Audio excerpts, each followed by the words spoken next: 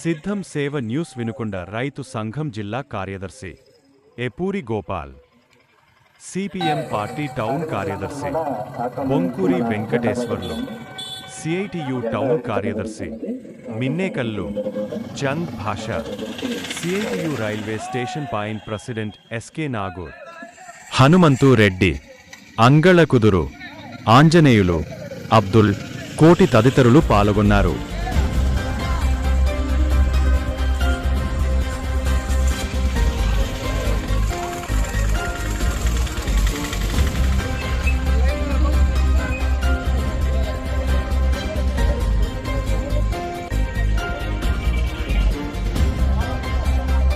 వద్దల్లాలి railway auto workers point, వద్దల్లాలి railway auto workers point, వద్దల్లాలి May Day, వద్దల్లాలి కార్మిక హక్కులు, కాపాడుకుంటాం కాపాడుకుంటాం కార్మిక హక్కులను.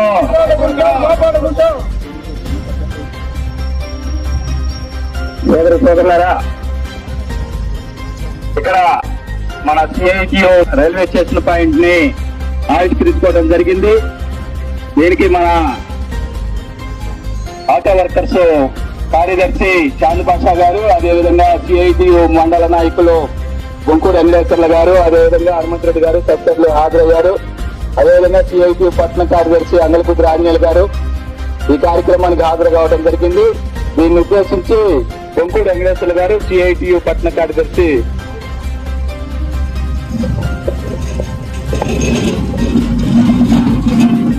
రోజున్నారా, ఈరోజు మనం మేడే కార్యక్రమాన్ని నిర్వహించుకుంటా ఉన్నాం.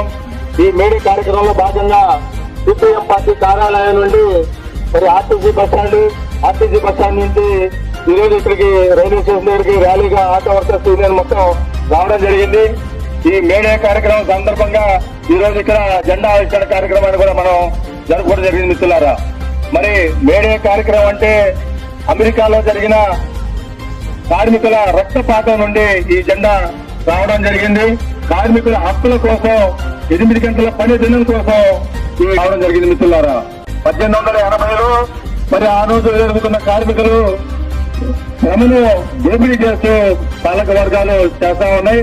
మరి పని విధానానికి ఒక సమయం 14 గంటలు 18 గంటలు పనిచేస్తూ ఉండేవాళ్ళు. ఆ క్రమంలో మరి 1886లో మరి 10 దినాలు రావాలని చెప్పేసి 8 గంటలు పని విశ్రాంతి, 8 గంటలు జీవితాన్ని చూసుకునే దానికోసం ఉండాలి. ఆ రోజు కార్మిక నాయకులందరూ ఏకమై మరి 8 గంటల పని దినాన్ని మనం సమకూర్చుకోవడం జరిగింది. మిత్రులారా, మరి ఎవరైనా సరే ఏ ప్రాంతంలో పనిచేస్తున్నా ఏ కార్మికుడైనా సరే 8 గంటల పని దినం చేయాలని చెప్పేసి మనం ఆ రోజు తెచ్చుకున్నాం. అది అక్కడి నుంచి ఖండాంతరాలు దాటి సముద్రాలు దాటి మరి భారతదేశంలో 1923 మే 1వ తారీఖున మద్రాసు రాష్ట్రంలో ఈ మేడేని మొదలు పెట్టడం జరిగింది.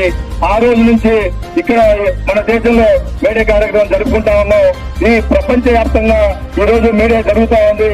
ఈ మేడే కార్యక్రమంలో మరి కార్మికులందరూ పాల్గొని కార్మికులందరూ జయప్రదం చేస్తా ఉన్నారు.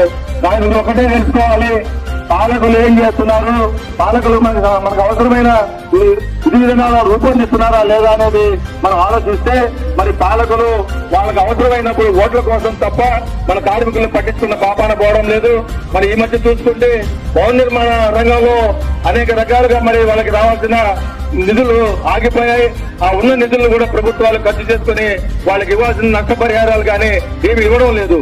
మనం ఆటో రంగంగా చూసుకుంటే మనకు ఉండాల్సిన సంక్షేమ బోర్డులు కానీ, సంక్షేమం కానీ, ఉచిత వైద్యం కానీ, ఉచిత విద్య కానీ ఎక్కడా మనకి అందడం లేదు.